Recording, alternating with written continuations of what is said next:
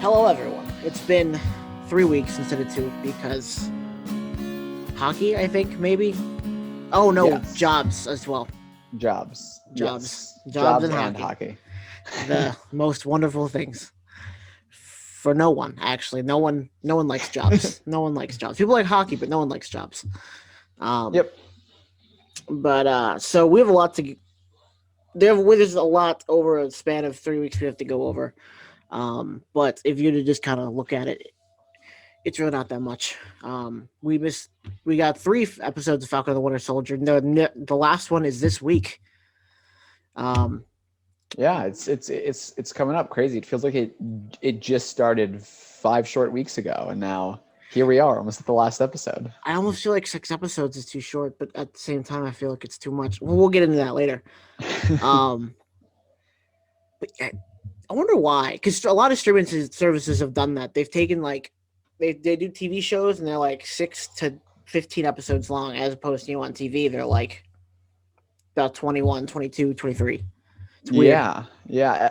I feel like when it was like network TV and all this stuff, there was a certain number of slots that needed to be filled, which is why all seasons were like 23 episodes or whatever. Yeah. And now that they've moved kind of away from that, and it's like streaming, like the producers of the show can like set how many episodes they want to be, which kind of makes it more confusing when there's just like when like the timing is just so far off. It's like you guys literally could have chosen the amount of episodes you wanted. Why does it feel too long and too short? Right, exactly.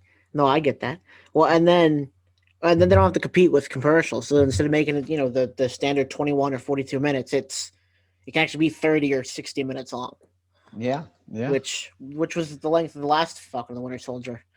Yeah, it was like an hour long. It was an even hour. In the last episode, we'll get into this, but like the pacing just kind of felt weird to me. Like I have these last 3 episodes, but the pacing of the last one just I was like, okay, how close are we to the end of the episode? Do we still have like 45 minutes left? Or are we in the last 5 minutes here? I have no idea. I had no frame of Yeah, it was reference. weird. Just felt kind of odd. And then, I feel that. And then when it did end, I was like, it ended there. It's like we'll get into that. But first, let's get into some news. Absolutely.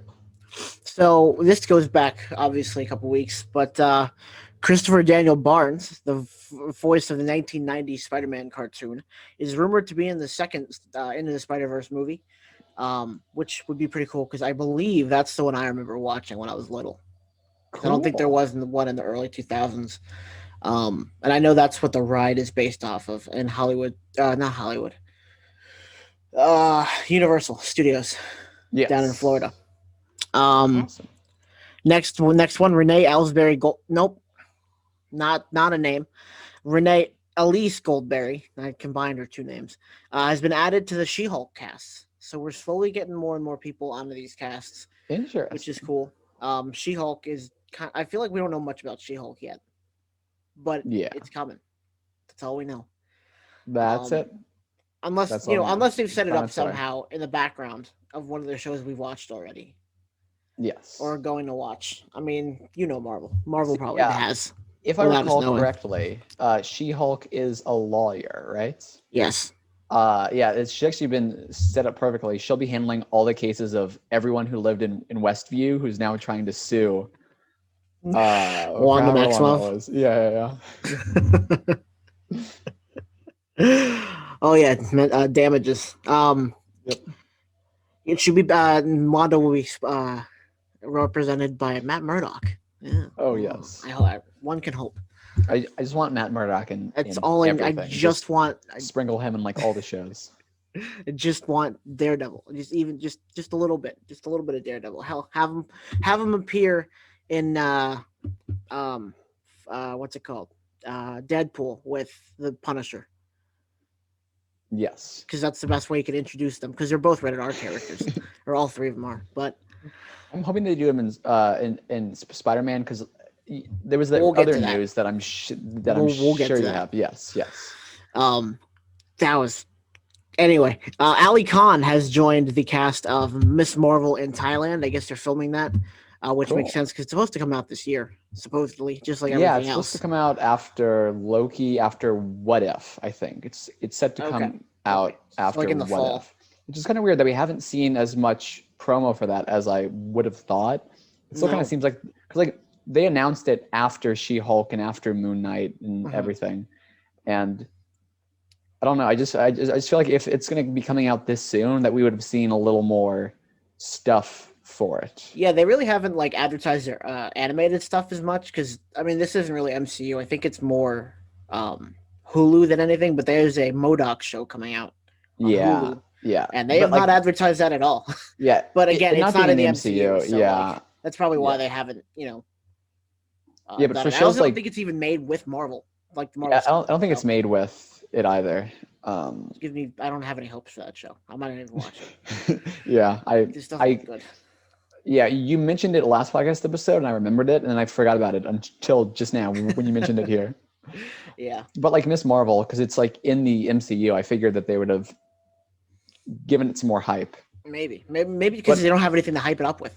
Yeah, like maybe after Loki's over, we'll start seeing ads and this big news thing for it. Yeah, I thought it was weird they threw a Loki promo out in the middle of Winter Soldier. Honestly, I'm grateful for that though, because I love that promo so much. I'm so excited for a Loki now. Yeah. That was a cool promo. Next, and here's the next bit of Marvel news, because this obviously isn't chronological. I group everything together by studio. Alfred Molina. He came out in a conversation. He came out in an interview with, what was it? It was Variety magazine.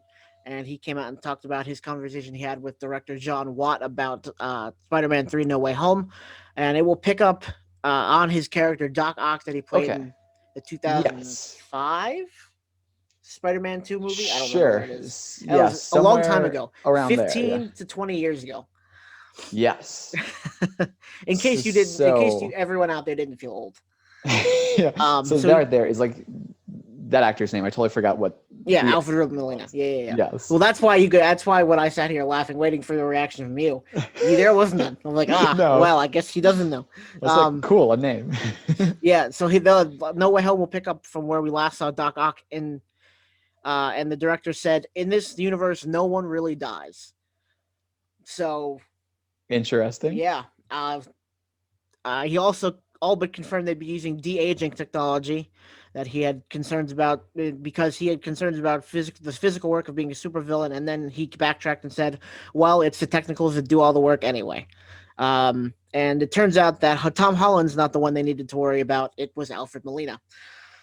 I'm sure Kevin Feige is over at his house now, reaming him out.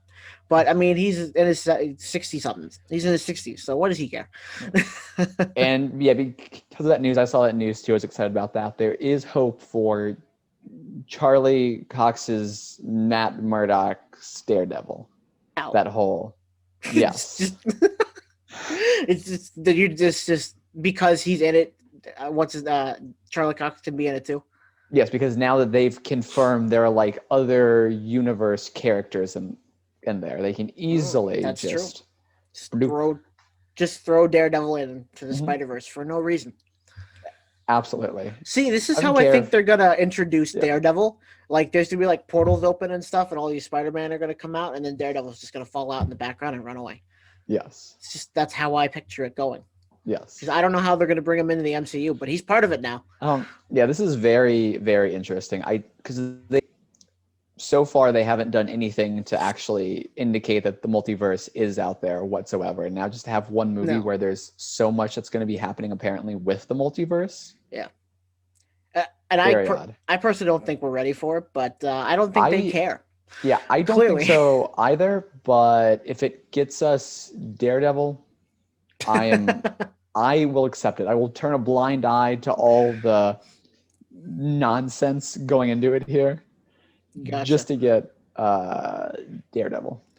On Daredevil, by the way. The latest run of Daredevil in the comics has been awesome.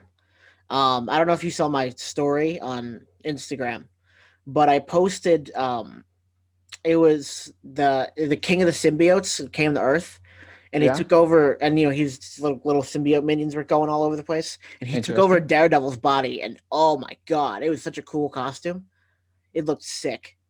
Cool. But anyway, that was like they had to tie it into the overarching story that was going on in the MCU at the moment, which I think is called The King in Black. But anyway, the new Daredevil run's awesome. That's all I wanted to say there. Jon Favreau reportedly returning as Happy in Spider-Man 3. Because we need everyone in this movie, everyone and their mother, it will be in this movie. I do like how he went from being like a recurring Iron Man character to now a recurring Spider-Man character. Yeah. It's cool to kind of see him sticking around. Yep, he's just kind of there. Yeah, just kind of like in the background doing some stuff, not necessarily like a whole lot, but it's because he's busy directing The Mandalorian. Yeah, I guess cool. He's back. I don't know. Didn't really do he was fine in the movies. I don't really know what he's gonna do for Spider-Man other than the same thing he did for Stark. See, he's just kind of there. Yeah, the whole thing with Spider-Man is even with all the trailers and whatever that they're going to drop, we're going to have no idea what the movie will actually be like until the movie is out. There's going to be no way of knowing like tone or overall plot or anything because they're just cramming so much stuff into here. Mm-hmm. Even if they release like 8 different trailers like we've had for Black Widow because it got delayed for like a year. I know. We will still have no idea what's going on because like they could have a trailer where it's just like a slideshow of characters going like by super fast and probably so won't even be all of them. So 8 months and 7 days we have to wait until Spider-Man.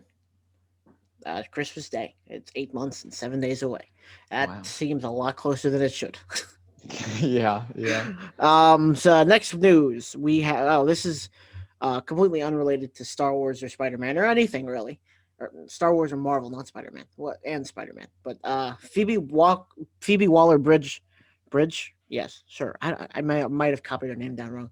Has been added as a female lead in the 5th Indiana Jones movie. In case you, and they are making news to anyone else. There's going to be another Indiana Jones movie. In case you didn't know.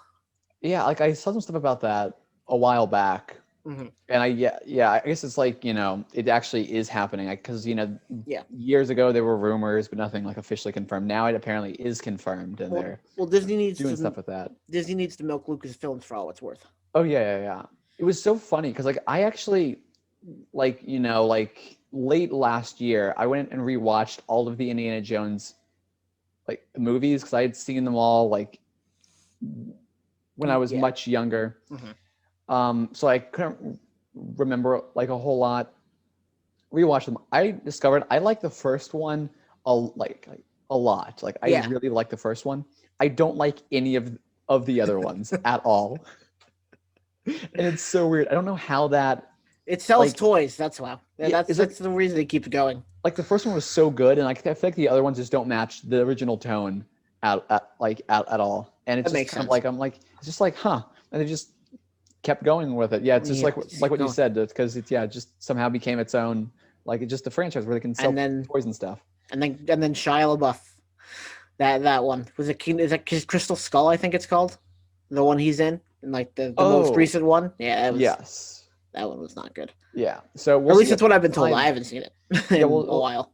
We'll see what 5 ends up being like. Hopefully, it's more akin to the first one. But yeah, I mean, who knows? Because it's like been like a long time since the 4th one. The 4th one was like in the 90s, right? No, Shia LaBeouf was an adult in it. He was. I think it was like 2008, maybe. It was okay. So yeah, it was like somewhere like 90s or 2000s. I was kind of hoping it would be a little longer ago there. So like I could just justify there being more of a change. Oh, it's 2008. Kingdom of the Crystal Skull, 2008. The next one comes out next year. So hopefully with like a 14-year gap or whatever, they've figured some things out. But I guess there was a long gap between the 3rd one and the 4th one, and that didn't help matters at all. I think it was like a 10-year gap. But Disney has purchased them since, and I guess pretty much all you have to go on is if you like the sequels or not. So who? So, no, I'm kidding. It's a completely different beast. It's writing Star Wars and writing Indiana Jones. I would imagine. Imagine they're different. And then Well, because I remember for the fourth movie, there was this thing where it was kind of supposed to be a transition from Indiana Jones to like his son or whatever. Spoiler alert, I haven't seen Indiana Jones. He's like a You've had 13 years. You don't get a spoiler warning. And then like it didn't end up being like that. So I'm very interested to see how Disney handles this trade-off thing. All I'm saying is that if his son also stabs him with a lightsaber on a bridge and he falls down to his death, it'll be neat to see that on screen for the second consecutive time. That was good. That was funny. Yeah. So you just spoiled the movie. Thanks for that. Now they're gonna have to rewrite the script. But that's a quick turnaround time, Brennan. Yeah, I mean, look, Mark Hamill tells me things. I have to pass them along to everybody else. In that same vein, John Williams will return as for the score with Indiana Jones 5. Oh yes, cool. And John Williams is always good. I feel like he's been alive forever. Yeah, because he's done movies from like the 60s to now, and I'm just like, are you ageless? How are you still doing this? Not new news, but the War of the Bounty Hunters line of comics is set to begin May 5th with the comic War of the Bounty Hunters #1 Prelude, Precious Cargo. The top Prelude tie-ins will include Star Wars 2020 #13, Bounty Hunters #13, Vader 2020 #12, and Dr. Aphra 2020 #10. The official kickoff of the events will start June 2nd, June 2nd, with War of the Bounty Hunters #1 Most Wanted. That's a new comic book events in Star Wars. I don't know when it happens. I believe it happens. Well, obviously, I think it might happen between 2 and 3, or 5 and 6. Oh, all right. The second movie to come out and the third movie to come out, which is 5 and 6, because prequels come second, or whatever George Lucas was thinking. But yeah, it's really funny that when Star Wars was first released, it was just called like Star Wars, not Episode 4, just Star Wars. Yeah, it's just Star Wars. The one they followed it up with was Star Wars Episode 5, and they like retroactively renamed Star Wars to Star Wars Episode 4. The New Hope, yeah. Yeah. So like, hold on. So, can you imagine just like, oh yeah, I love Star Wars, and then I can't wait for Star Wars 2, and it's like Star Wars 5. Like what? Yeah. Hold on. It would be so funny if like they just released like a Spider-Man movie, and it's like, that was pretty good. We should go and see the next Spider-Man movie. And the next one they released is like Spider-Man 5, and they were like, wait, what happened to like 2 through 4?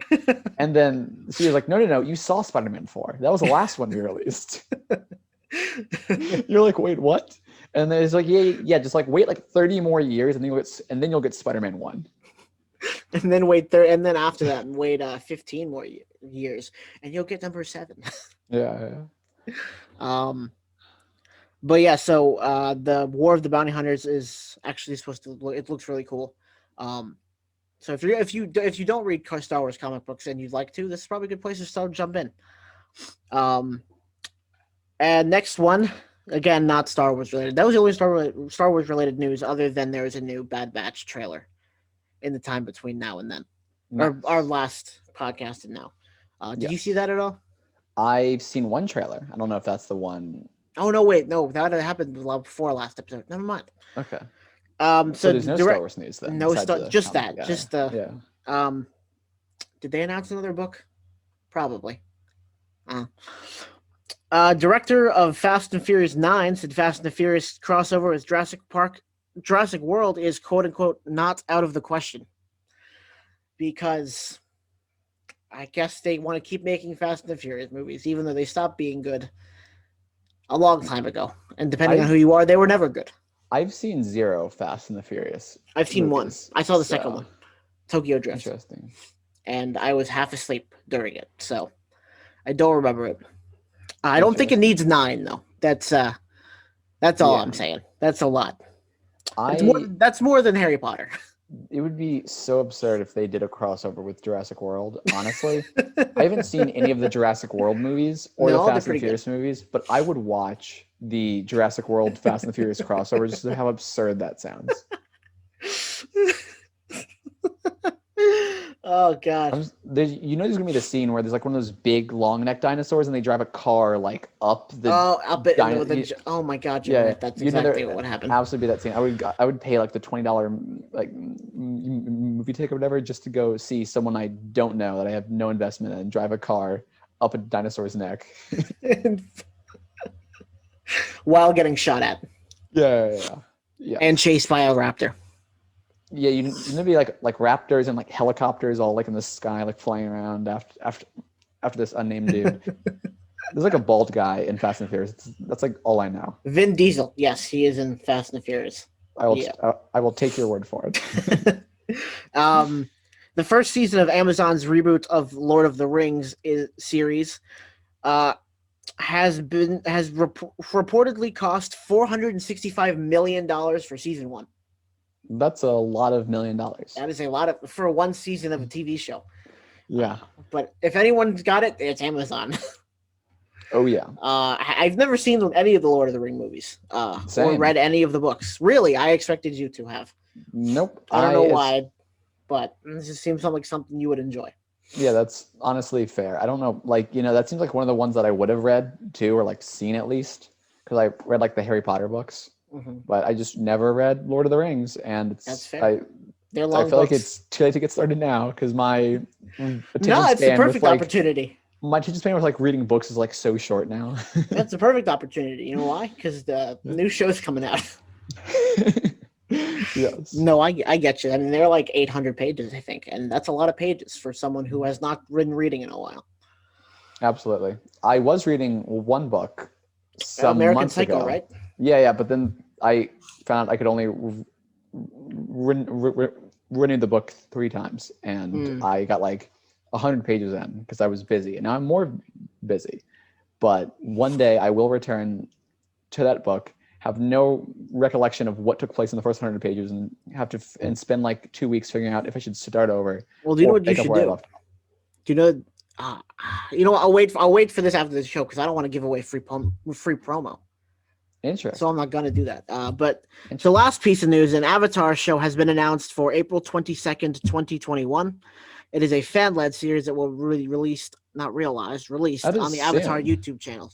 That's very soon. That's like I don't know if it's like an official Avatar show, but like it's like a couple episode thing on YouTube. Interesting. This week, 4 days from now. I think that's Thursday, maybe. But 4 days from now, however many days from when you, the audience, are listening to this. Oh no, listening to it. It's April 22nd. That's all. Yeah. That's all I know.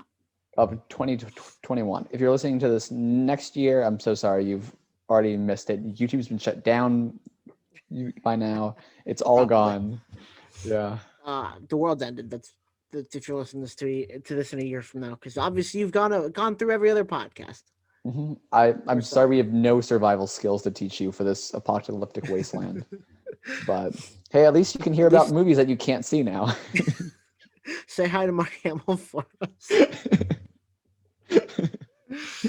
But anyway, so that's all the news. That's not as much as I expected. It looked a lot longer than that, but most of it was describing the War of the Bounty Hunters and Alfred Molina's thing. So yeah, time to go on to the Falcon and the Winter Soldier, which every time I see it, like its abbreviation spelled out, I think I'm having a stroke.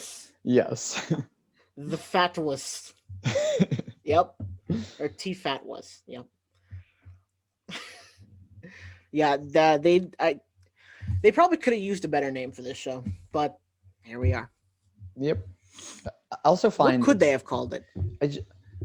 One of the funniest things I find is like the whole like the Winter Soldier's whole deal is he doesn't want to be called the Winter Soldier now. So I find it's really funny they just kept that name in the title. Well, and when we left the Endgame, we knew that Sam was Captain America. Yeah. So like the name makes no sense theoretically. Now that we've watched the show, it makes more sense. Yeah. Because he's not Captain America. Spoiler alert. Yeah, spoiler. He's as of episode 5. Well, okay. Or maybe. Or episode 2 at least. As of episode 2. As of episode 2, so far, he's not. So episode 3. I don't remember episode 3. If I'm being Episode completely 3, honest. I remember I liked it. Episode 3 Is that was the the one where first they- one that I liked. Is that the one? Oh, before we go forward, Yes. spoiler alert. I know I just said it, but like, Okay. for real this time, this is a spoiler alert. If you have not watched Falcon and the Winter Soldier, episodes 3 through 5, what are you doing? Probably have a life. That's probably what you're doing. Then why are you listening to this podcast? But spoiler alert. I think plan on watching it. Go do that and then come back here. But make sure to do the come back here part. Yeah. You've said a lot of spoiler alert. Spoiler alert. Right Spoiler now alert. Spoiler alert. spoilers. Spoiler Okay. alert. Spoiler alert. Spoiler alert. Anyway. Nice. So- What's the spoiler? So wait. All right. So episode 3. Run us through because I don't remember what happened. Okay. I just remembered why I liked it. It was the first one that had Baron Zemo. He was right. He was the main redeeming quality in there. Can I read off? me. But before we move forward, can I read off the first and the 4th note I have about the show? Sure. Is this Zemo- the spoiler alert thing? Zemo is the Okay. best character in the show. Oh, So, yeah. This was after episode 4. I wrote this. Yes. 'Cause Except for episode I- 5. I hated him in unlike episode you- 5, but we'll unlike get to that. you, Yeah. I did not like episode 3 and 4. I liked episodes 1, 2, and 5. I did not like 3 and 4. Wow. Yeah. Wow. Now, Interesting. no, you can talk it up to me being half asleep and it's 3:45 in the morning. It's way too early for me to like be watching such a deep show. But like, I liked 1 and 2 way better. Maybe because I went back and watched them. But anyway, so episode 3. I did not like 1 and 2. I have liked 3, 4, and 5. So we both like 5. We like that. There we at go. least. Yeah. Common ground. So anyway, run us through episode 3.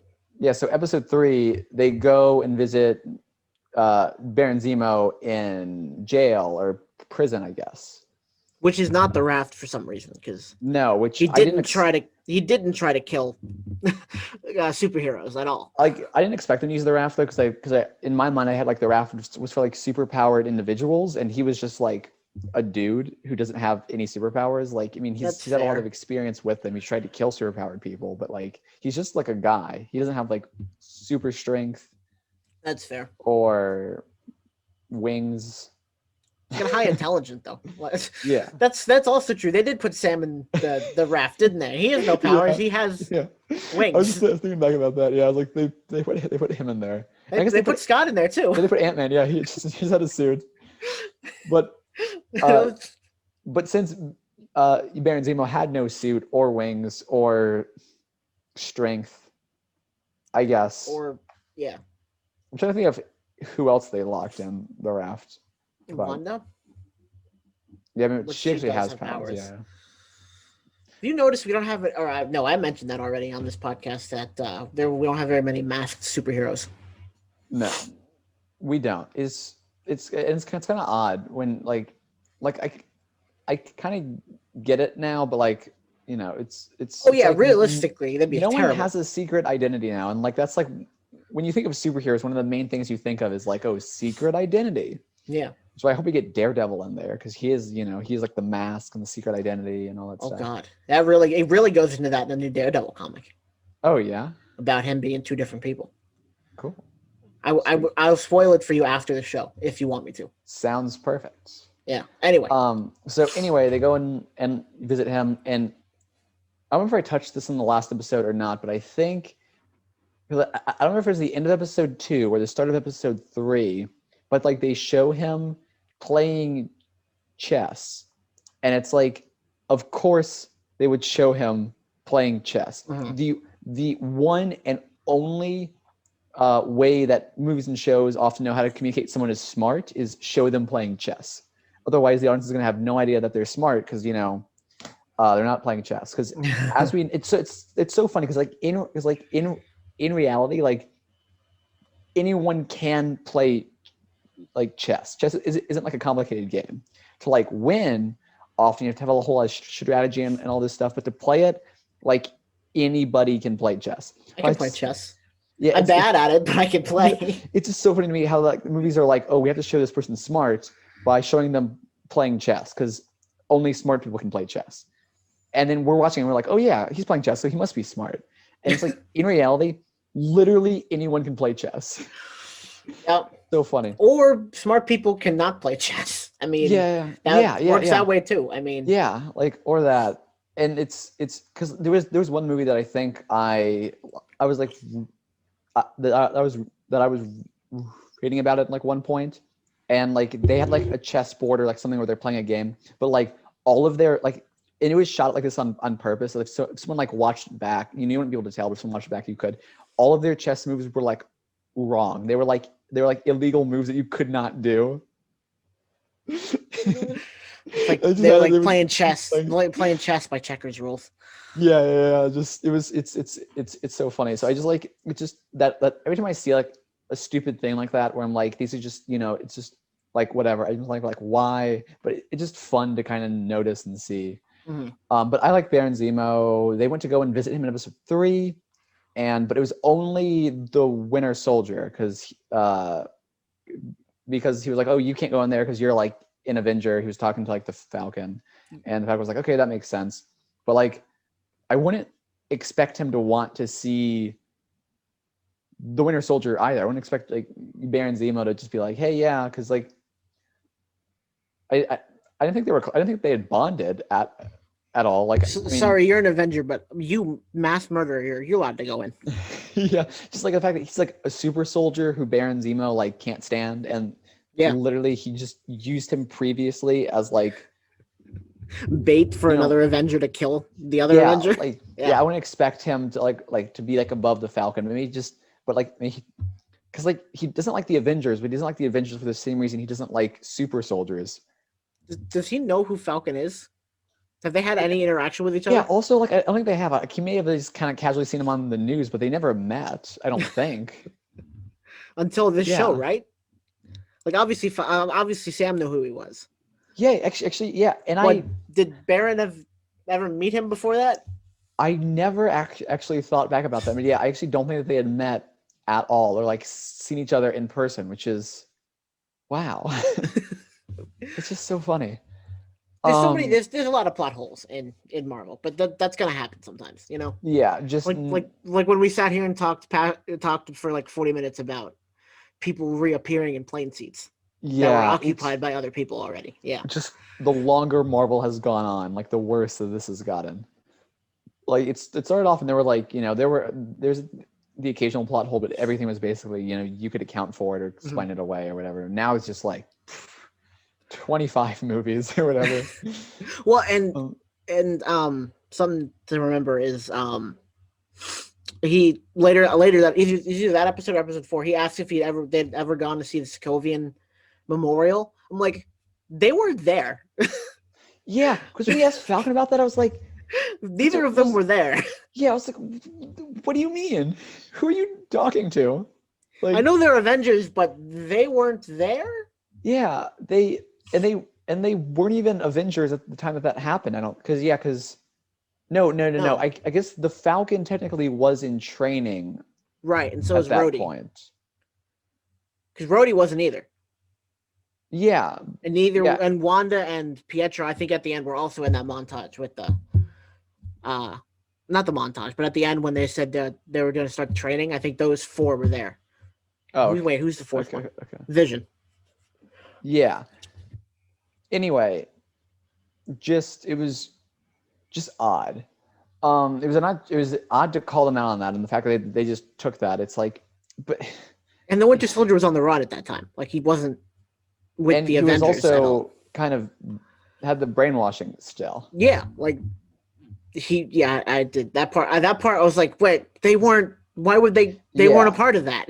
Yeah, it's like I liked Baron Zemo a lot, but a lot of like just changes they made to the story. Like some people complain about the changes they made to his character. I don't necessarily mind those all that much because it makes him a bit more interesting. But some of the choices that like he just made in like talking about things or like doing things, I'm like, what? Oh yeah, like how he was suddenly like a millionaire with all these cars. Yeah. Like if you knew the Avengers were coming, why didn't you move your family to wherever your cars were? Yeah, it's like it's weird. Yeah, because like it kind of conflicts with his backstory in like Civil War, because like not Civil War and in like the Age of Ultron, because he. No, it was Civil War. Yeah, Civil War about the Age of Ultron. That's what I meant. That's where I was going. Yeah, where he like moved his family, but like if they were rich. they could have gone super far away. Why would you only move them like a short?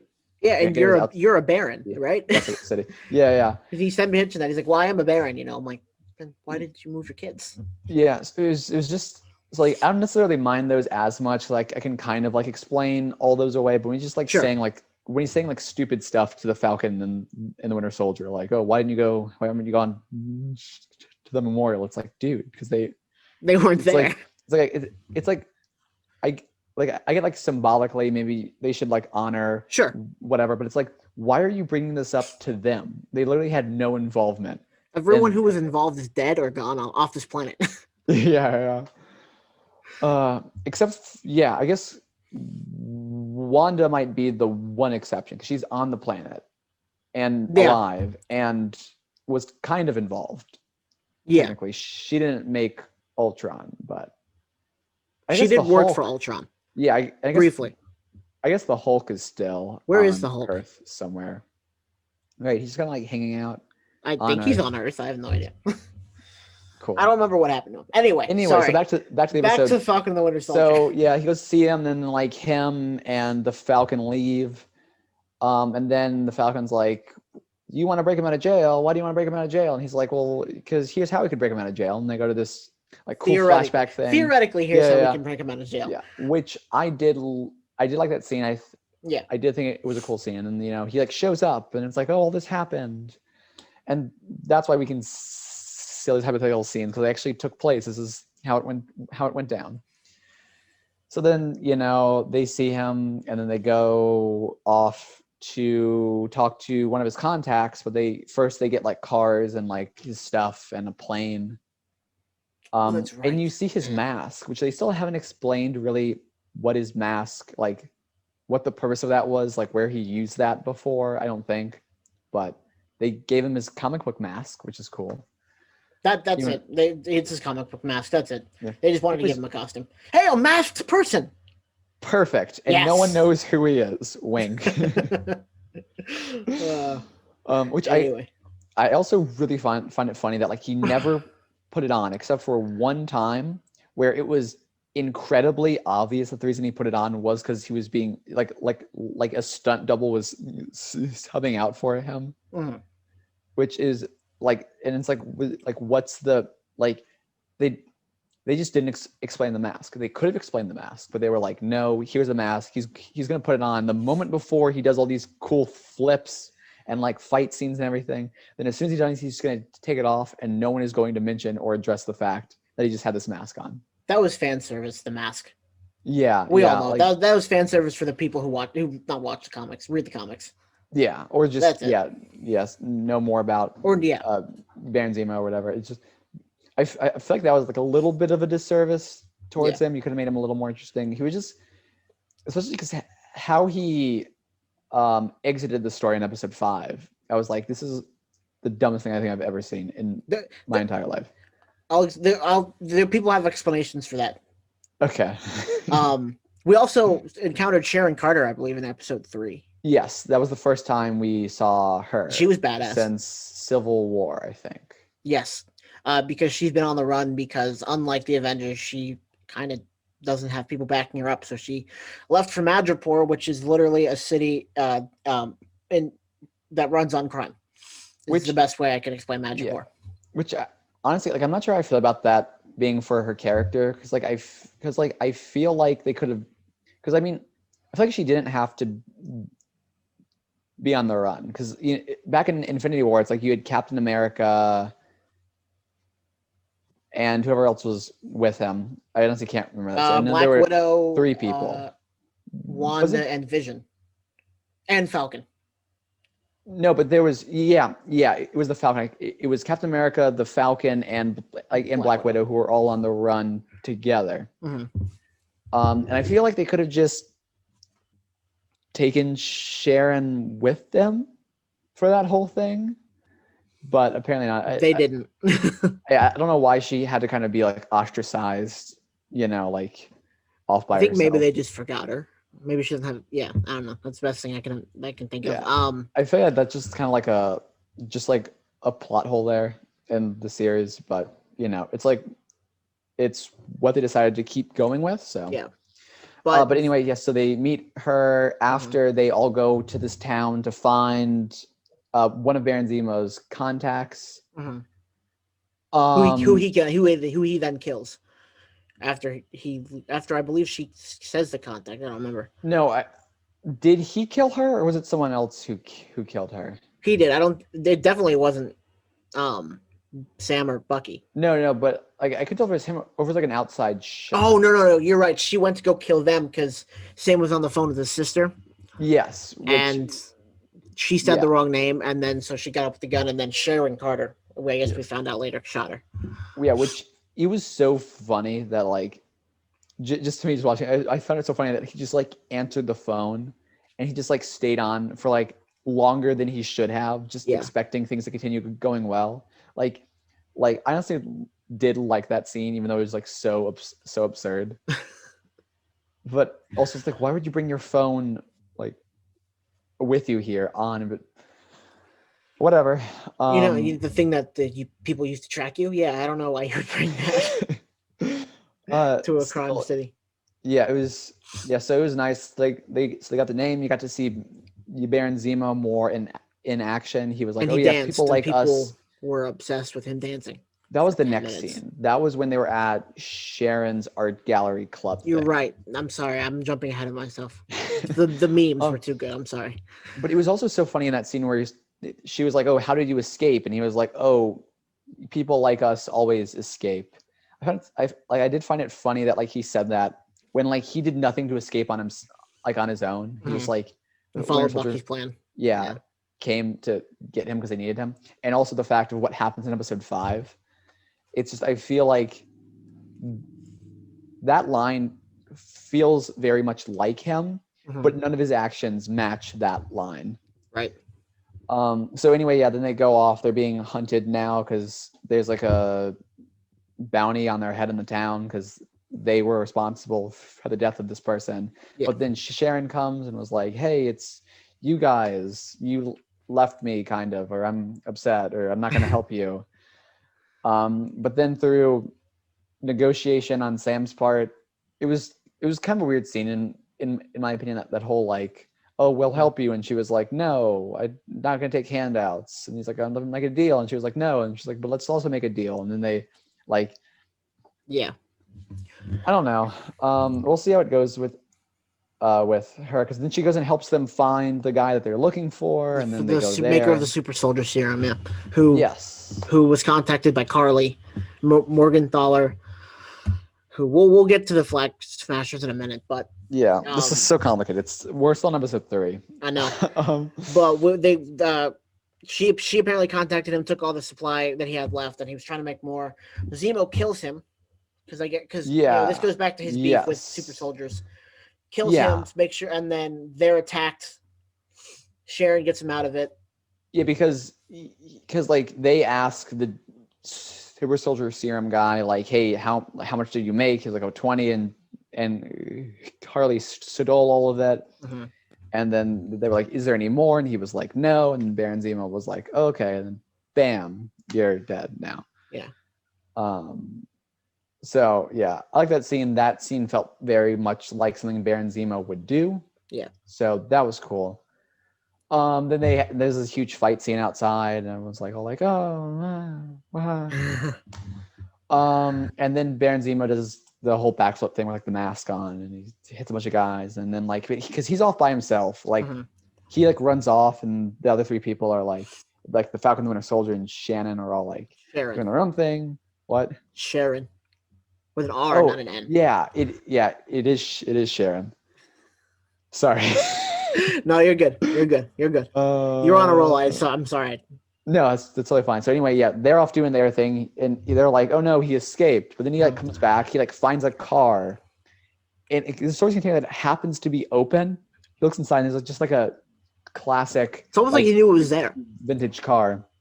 Yeah, but it's like he didn't though, because like he was like walking past. Then like then he's like a double take. He like steps back and he looks in there and he's like, "Oh, hello." Oh, yeah, you're right. He did do that. Yeah, which just like, what are the? Because literally every other storage container was like closed. It was like sealed. Right. It's so funny. what are the odds? They're 100% because this is like a scripted show. But exactly. Yeah, so then he comes back in the car, and because the Falcon and the Winter Soldier and Sharon are all like, "Oh no, he's escaped," and he just pulls up. He's like, "Nah, I'm just here chilling." And I probably should have run because like I'm the bad guy and like you all hate me. But nah, I decided to come and pick you guys up in this cool car. And then Sharon was like, "Nah, I'm good, peace." Yeah. And I guess it's because he just wanted their help to hunt down this serum. He figured it was easier to do it with them than without them. But then in episode 5, he does something that I feel is dumb. But anyway, you mean episode 4? No, episode 5. Anyway, okay. There's probably other dumb stuff that like he does. Probably. Let's see. So then, episode 3 ends with them going to the place that they think the Flag Smashers are at. I'm sure that's all that happens. There's some other cutscenes with the side characters and Carly. That's kind of all the importance of that like happens. What even happened with John Walker in that episode? Did anything happen? Yes. He was being mean as Captain America, and then so didn't they raid where they were and didn't find them or found the people who helped them or whatever? Yep. And then it was largely insignificant. Yeah, but then after that, he was like, "We need to bet on someone who has a better hand." And then it was like implied they were going to be following the Falcon and the Winter Soldier from now on, just trying just assuming they have better leads, and they can go off wherever. Oh, also, so the Falcon, the Winter Soldier, and Baron Zemo get to the area, and then like the Winter Soldier's like, "I'm gonna be right back," and then he goes and like picks up these like tracking things or like these like the breadcrumbs or whatever. I don't know what they actually are, what to call them, but I'll just call them beacons. Yeah, and then he's like, "Hey, I know you're here," and then one of the Wakandan people whose name I forget. The Dora Milaje. I don't remember her name, but she's part of the Dora Milaje. She comes out and she's like, "We don't like that you have Baron Zemo," and he's like, "Haha, yeah," and that's where the episode ends. And then the next episode picks up and they start having that whole conversation. We'll just go right into episode 4 because I don't really have any thoughts until after episode 4. Because for me, episodes 3 and 4 were just largely underwhelming. Unless you have thoughts on episode 3. Yeah, it was just cool. I just liked seeing Baron Zemo out. He was like a villain that I liked. So it was cool to kind of get to see him do actual like more stuff. Yeah, he's an interesting character for sure. Yeah, I get to see more of his character, even though it was largely changed from his introduction in Civil War. It was still cool to see him. He gave more to the dynamics, like because episodes 1 and 2, I didn't feel like there was enough dynamic between all the characters. Didn't feel like a lot of chemistry or whatever, and like he helped like stimulate stuff. So yeah, for sure. I did like that scene in episode 3 where Bucky walks in and Zemo starts rattling off the words in Russian that Hydra used to control him, and he's like, cool, "Nah, I'm done with that shit." And he's like, "Damn, just thought I'd try." Yeah, that was a really, really cool scene. Zemo's also like a really funny character when he wants to be. He's like he's like a pretty good character. Yeah, absolutely. After all, yeah. Episode 3 just because that like in enhanced dynamic. I mean, like there's not a whole lot of like noteworthy stuff about it necessarily, but like that is an episode that like I would go back and rewatch. While for me, episodes 1 and 2 aren't necessarily ones I'd be excited about going back and rewatching. Right now, and I feel the exact opposite way, but at least 5 is good, I guess. But so episode 4, like you said, picks up right back with Zemo and Sam went in to go do their thing wherever they were going. Back up with the Winter Soldier. Yeah, and so or the White Bucky. Wolf. Yes. She and Sam are just easier to say than the Falcon and the Winter Soldier every time you say their names. But so Bucky picks up and she said, "We're here for Zemo." I don't remember this episode either, Brennan. So you're thinking of take over again. I remember episode 5. See, here's the thing. I was on vacation when episode 4 came out, and so I didn't wake up early, and I watched it really quickly in the morning, and then I was gone, so I don't remember what happened. So okay, well, yeah, I'll pick up for episode 4 as well then. Episode 4, yeah. So episode 3 ended with them being like, "Hey, we're here for Zemo," and Bucky was like, "Haha, yeah." And then they talk some more, and then he's like, "I know you want him because he killed your old king, but he's being a great help to us right now. So just give us like 24 more hours, and then he's like all yours." Mm-hmm. And then she was like, "Dope, that sounds cool. We'll see you in 24 hours." Exactly what she said. She did not say anything other than dope. See you in 24 hours.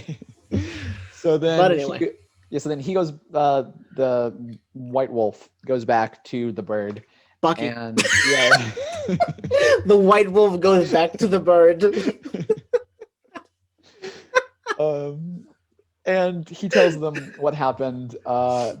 Sam and Zemo, and then Zemo's like, "Yeah, I kind of figured this would happen or whatever, but you guys still need me for right now." So, and then they go off and they explore. This is probably like all in the wrong order here, but no, I think you're right. Okay, they go off and explore the camp area. Yeah, the refugee camp. Yeah, the refugee camp. It's slowly coming back to me. Yeah, and they are like asking questions and they don't have any luck. Because Morgan, and I think we learned this episode 3, or Carly, not Carly Morgenthau. That's her name, right? That sounds Carly. We'll just call her Carly. Yeah, it's like Morgenthau or Morgenthal or something like that. Whatever. In episode 3, she's wants to give the serum, I think, to someone, or maybe this is episode 4. She wants to give the serum to someone in that refugee camp, right? Yes, the old teacher. Yeah, and then I believe she ends up dying before that, and so because like Sam, Bucky, and Zemo are trying to figure out when the funeral is for. Yes, because like Carly wanted more doses of the serum because she still had some extra ones, but like she didn't want to like use one of the ones that she would have used on a soldier. Mm-hmm. Like again, like for this woman here, because she's still old, right? So she wanted to see if she could get more doses to like help everyone out. Which also, it was so funny how like I believe it was only until episode 4, maybe 3, maybe it was the last part of 3, where like there was almost no reason from like my perspective to view these characters as bad, like Carly and all the flag smashers, view them as bad. The bombing happened in episode 3, or was that episode 2? I'm pretty sure it was either 3 or 4. It was probably 3. I think it was 3. We skipped over that. Sorry, that's kind of an important part. Carly blew up. Yes. Something. I think it was one of the police stations, the New World police stations or whatever. I don't know. No, it was like a military post for storing like supplies and everything. And they took all the supplies and the soldiers all tied up or whatever. Yeah, and then they blew it up afterwards, which I was honestly so grateful for. So I was like, okay, finally I can do these guys as like the bad guys here. There's so much. I was like, because I was like, honestly, I'm kind of wanting these guys to like win right now, or at least Carly, because the rest of them didn't like that she did that. Yes, yeah. Like so, but at least now we can see them as the bad guys because they killed like 3 people, and like the Falcon and the Winter Soldier are the good guys because they've never killed anyone ever, not once. Non-humans. They've killed plenty of aliens. Oh yeah, and like aliens are totally expendable here. We should not feel bad for any of them. Nope, the Chitauri are completely useless. Yes, we should only feel bad for the death of the American soldiers, and that's all. That's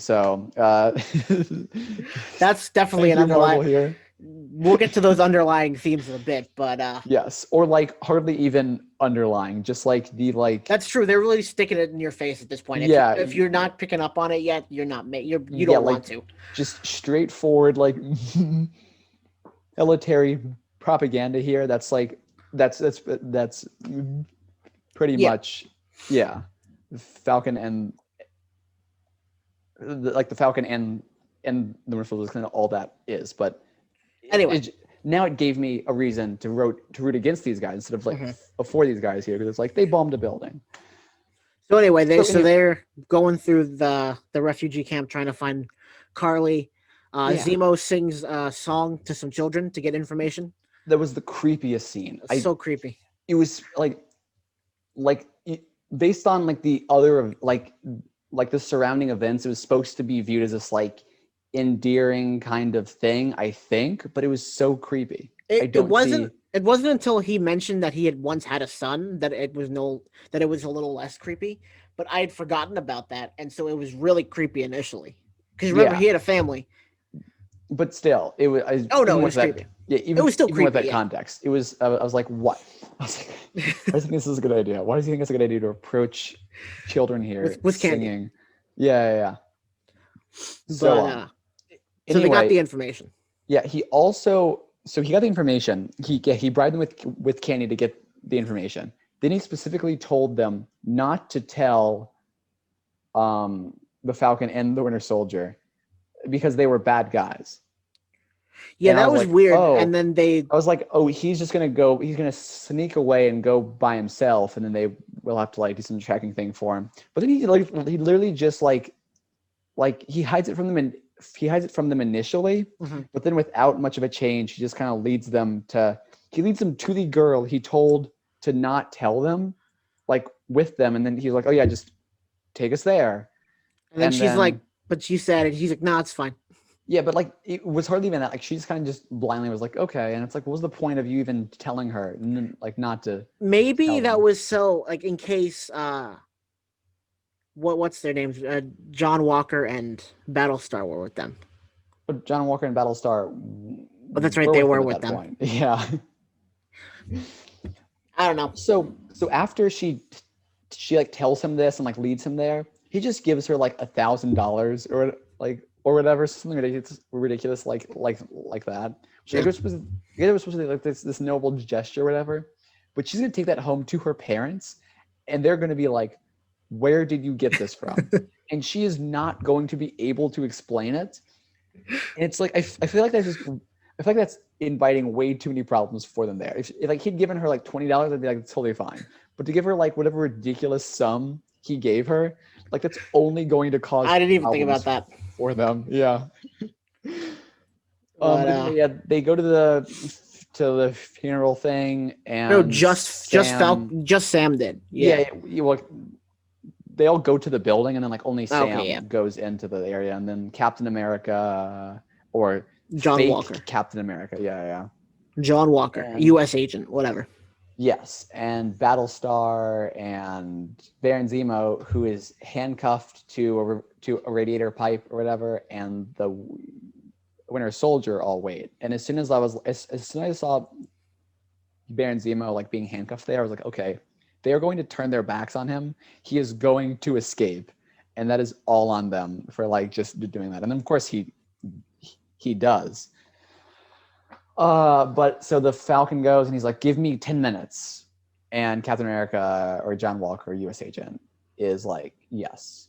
And then after like 7 minutes, but basically like, turns to the camera and is like, I'm gonna give him 7. Yeah. And I'm gonna walk in. Yes. So anyway, the Falcon is talking to Carly and they're agreeing on a lot of things. And I'm like, look, is she supposed to be the bad guy or not?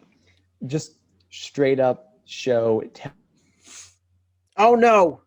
Who I'm rooting for or against? Oh, okay. What? You froze. What happened? No. Were you able to hear the sound still, or do I need to? Sad. No. There you go. You're back. Okay. All right. So make your point again. Sorry. Okay. Now we have to do editing. Damn it. So the Falcon was talking to Carly. Yeah. And they were agreeing on a lot of things. And I was like, just tell me, should I root against her or for her? Because she's making a lot of good points here. Mm-hmm. I know she blew the building. And I thought that was supposed to be the turning point. We're supposed to see her as bad, but we're still seeing her as kind of good. especially with Sam agreeing with her. It's like, yeah, you make good points. You're just doing it wrong. Is essentially what he's saying. And it's so funny. There's literally only one episode left of the series now, and it's still like, why couldn't they have made it like for shows like WandaVision, having this like, ooh, who's the good guy, who's the bad guy thing was totally fine. For a show that's supposedly more straightforward, this is not straightforward at all. Then they tried to make it nuanced, but it's not like WandaVision. No, it really isn't. It feels too propaganda-y for my taste to try to be like this nuanced thing. And that's essentially why I don't like 4 and 5.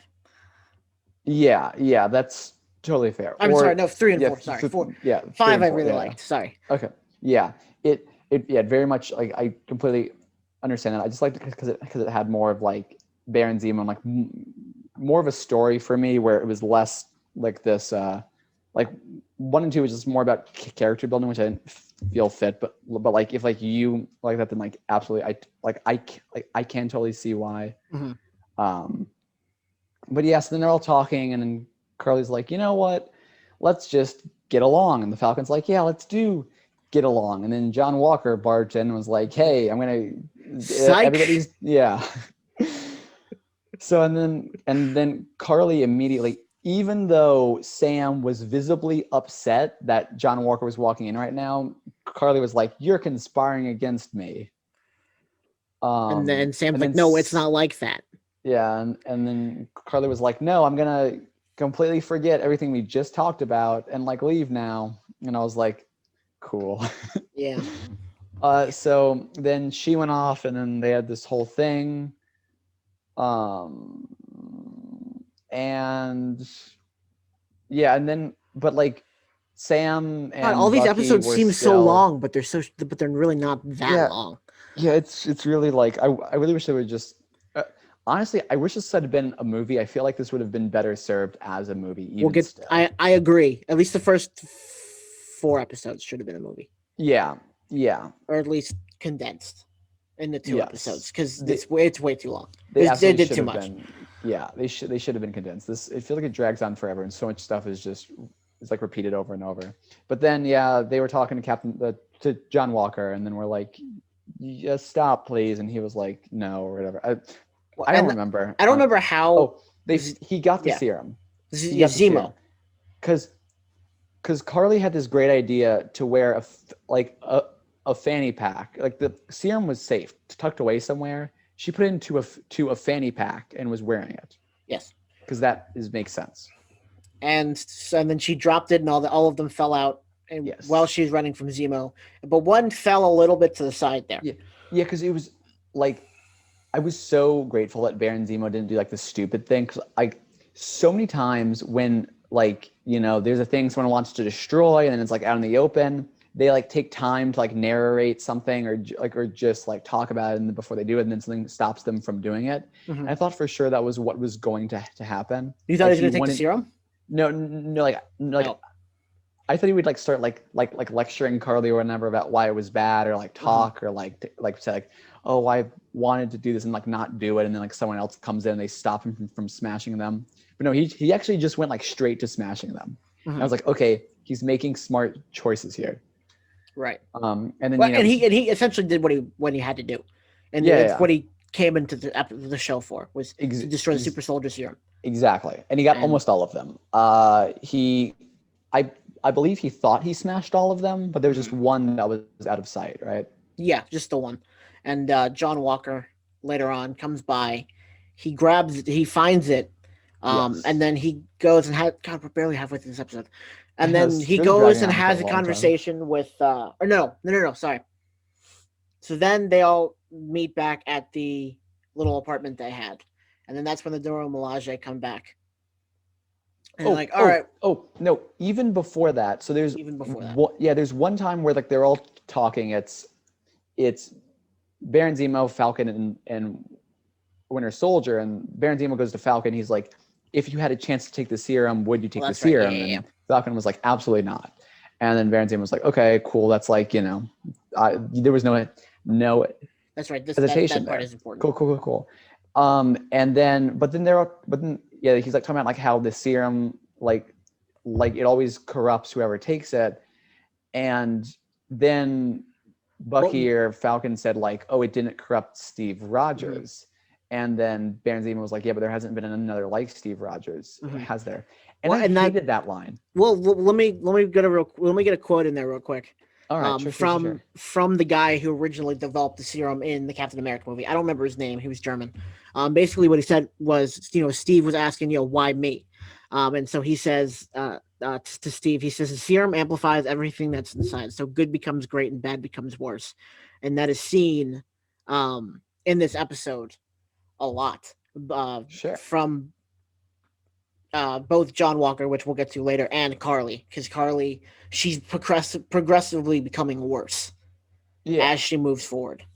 So wait, what was your problem with that line then? Kind of though, it was like the whole thing with Carly in the serum was kind of weird because it's like, is it making her better or worse or whatever? But like my problem with that line is Baron Zemo's like one big trait is that he just hates like the serum totally and completely. Not that he just hates it if bad people take it, but he hates it like good and bad. Right.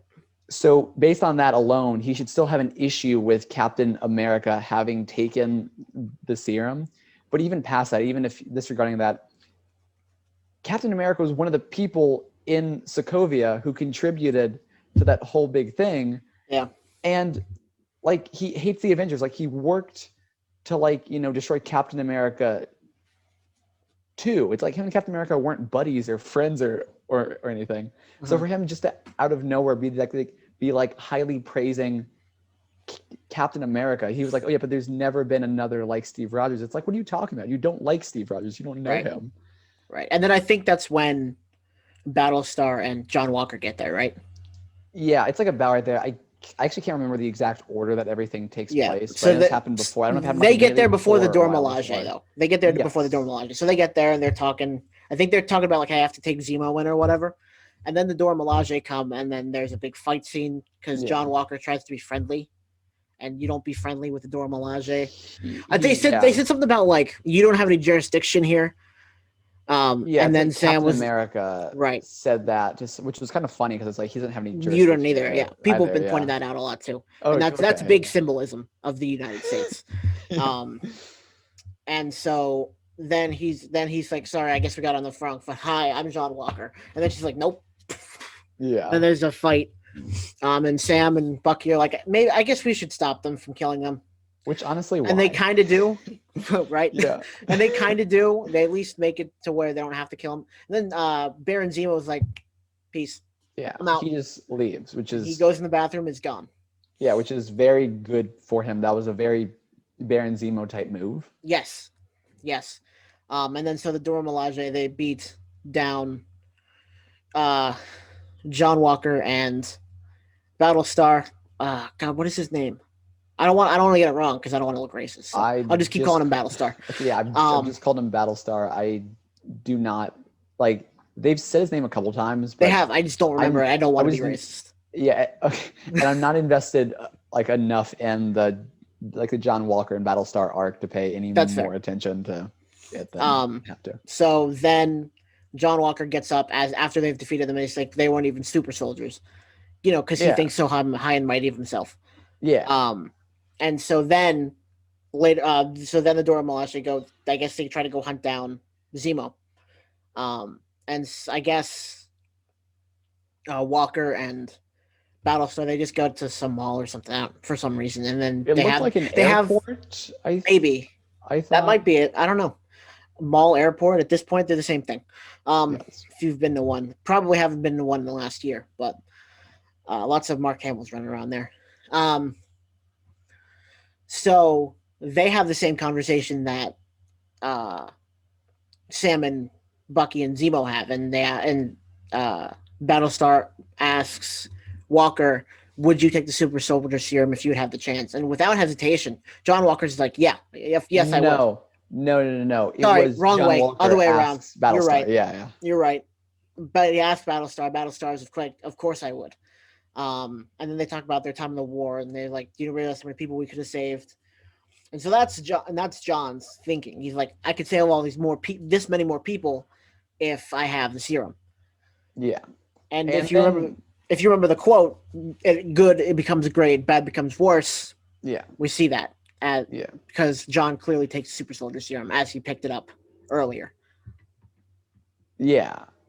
Yes. So yeah, at some point, and I thought they would make it more obvious when he took it, like show us a scene, like I did too. It's because it's like, with with WandaVision, I complained a lot about Marvel kind of spoon feeding us all all these details here. Mm-hmm. But that's because WandaVision was supposed to be this trippy show. For a show like Falcon the Winter Soldier, where it's supposed to be a lot more straightforward, I just assumed that they would show us stuff going on. But yeah, so because then there's a scene later where the Falcon is meeting with Carly after she threatens his sister.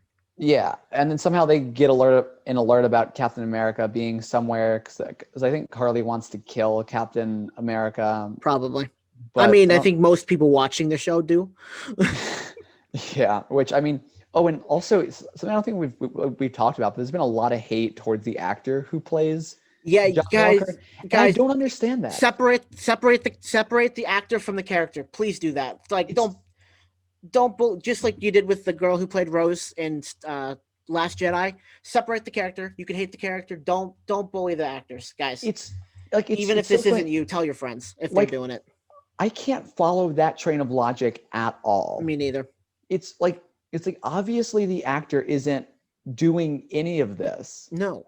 And it's the fact that you don't like it going on means that he's doing it well. Oh, he's done a fantastic job. Yeah. He's been amazing in this show. So he's so unlikable, it's not even funny. Yeah, it's that just confuses me. I don't get how anyone with any amount of brain cells at all can be like, oh, I'm gonna bully this actor online for doing a good job portraying his character.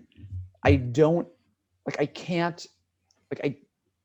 follow that. Well, I said, they did the same thing with the Rose from Last Jedi. Yeah, and they bullied her off of social media. Yeah, Kelly Marie Tran. Guys, if you don't, I understand you don't like the character, but he's got nothing to do with that. It's I don't get bullying character or bullying actors for the characters that they play. Separate it. Yeah, also something where they're just doing a bad job portraying their character or whatever, and you hate it. Then I could kind of see the connection. It's still not. But don't bully them.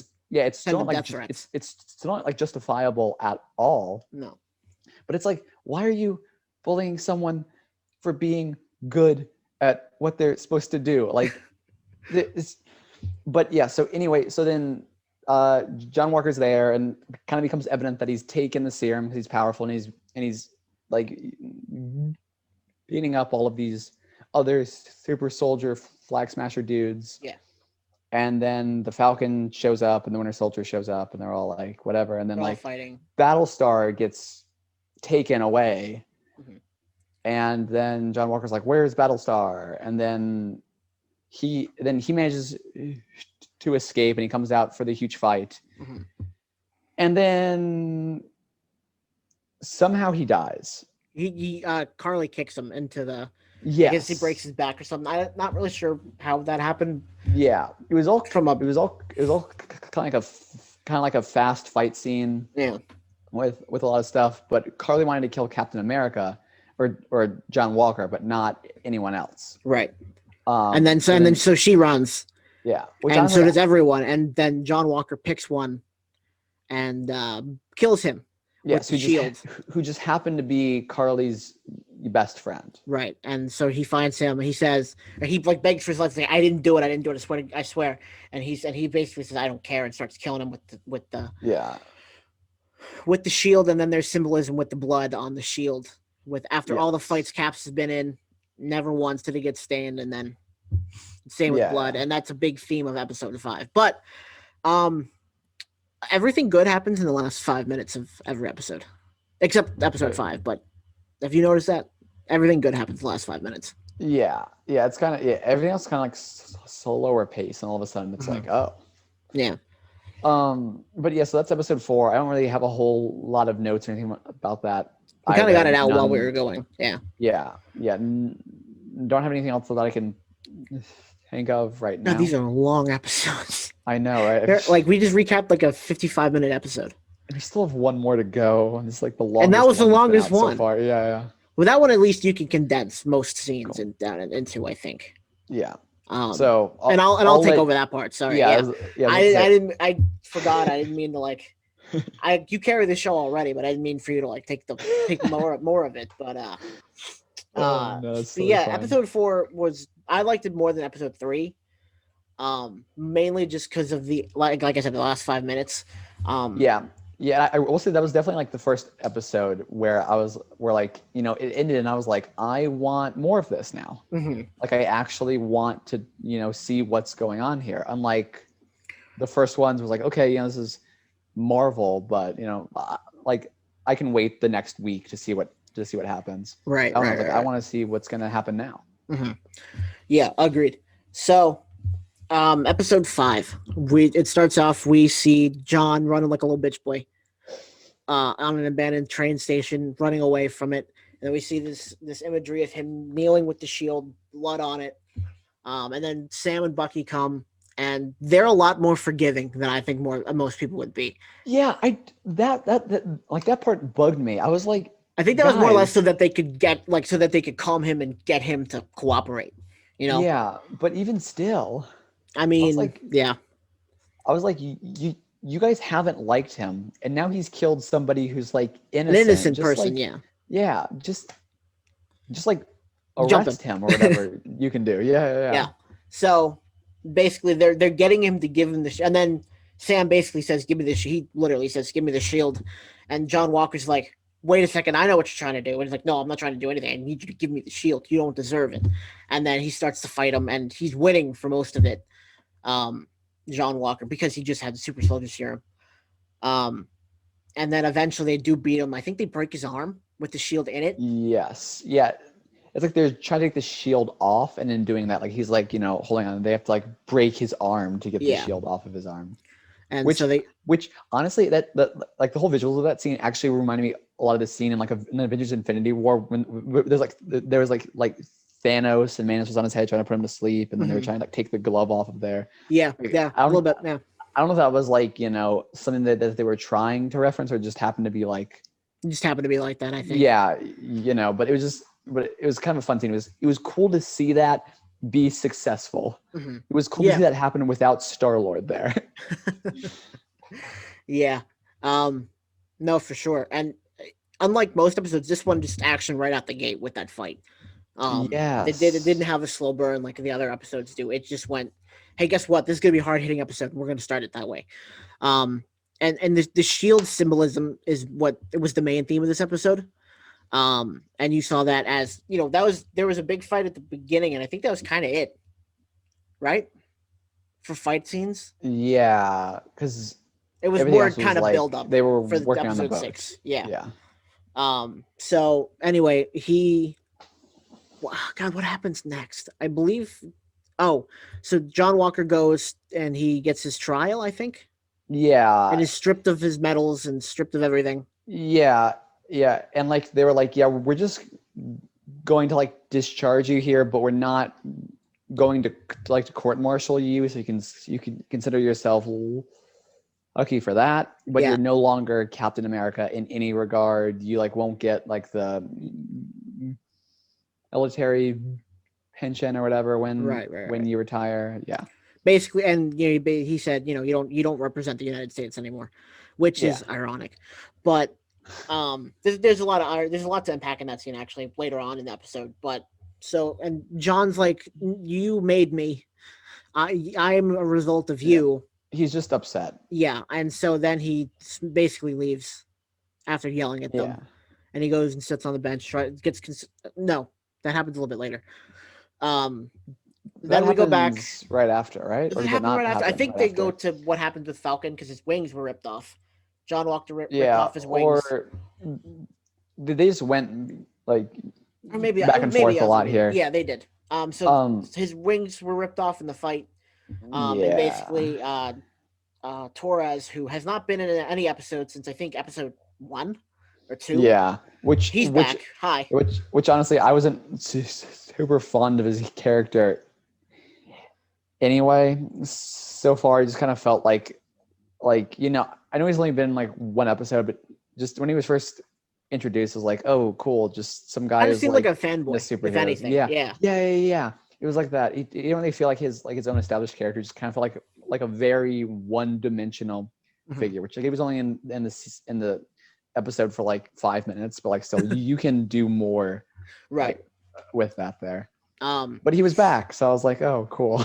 yeah. So basically, he's there. He's like, him and Sam were talking a little bit, and he says, "What are you gonna do with the shield?" He's like, "I don't know. I'll figure it out." And so Sam takes the shield. As he's walking away, Torres is like, "Well, what about these? Because they're broken beyond repair." He's like, "Yeah, just keep it." And so they basically set Torres to be the next Falcon, which in the comics he is. Yeah. Difference is in the comics he actually has like wings grow out of him. Okay. I do that now, obviously, unless he's experimented on at some point. Sure. But if that does happen, then that's our first Latino lead or Latino superhero, Nice. which is 23 movies and two series, two TV series. Too late. Man, yeah. Like I mean, it took them a while to get a female in there, and a while to get a black lead. Which 23 movies and a series to get a black lead, and here we're gonna shove this Latino character in there. Anyway, I digress. So then, yeah, we next see John Walker outside with his wife, outside the courtroom with his wife. They're just talking, and then this strange woman, Julia Louis-Dreyfus with blue in her hair, comes up and starts talking to him. Apparently, we're supposed to find out who she is in Black Widow. Famously, that movie's still not out yet. Oh wow! That's just something I saw online. Apparently, she's supposed to appear in Black Widow, but apparently she's Madam Hydra. Yeah, I had to know about that online. I think they also introduced a different Madam Hydra in Agents of Shield. Yeah, but that's not canon anymore. So yeah, which matter. But yeah, we've seen Madam Hydra before. See, one thing with shows. Yeah, one thing with Falcon and the Winter Soldier is I think it could have benefited greatly if Agents of Shield was canon. Yes, I agree.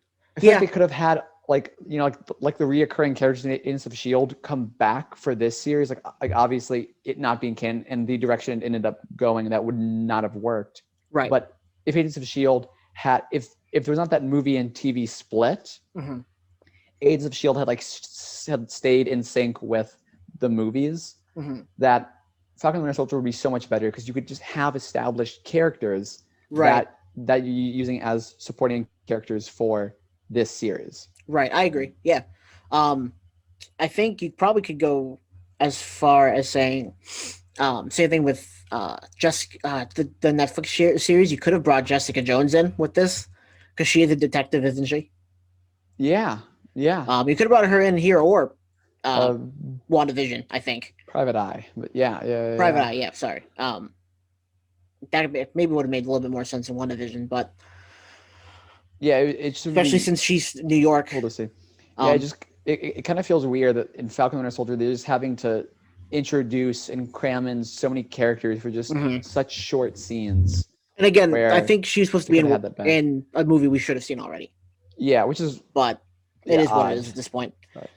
We will see. But that was interesting. It was an interesting choice of actors. I do like Julia Louis-Dreyfus, but I know her from Seinfeld, and not her other show Veep, which I think she's a little bit more serious, but I think it's still comical.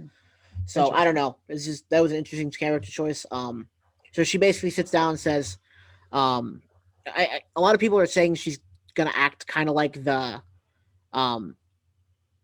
opposite of Nick Fury, like Nick Fury, but for the bad guys, and they're gonna set up the Thunderbolts, which is a anti-hero group with U.S. Agent and Zemo.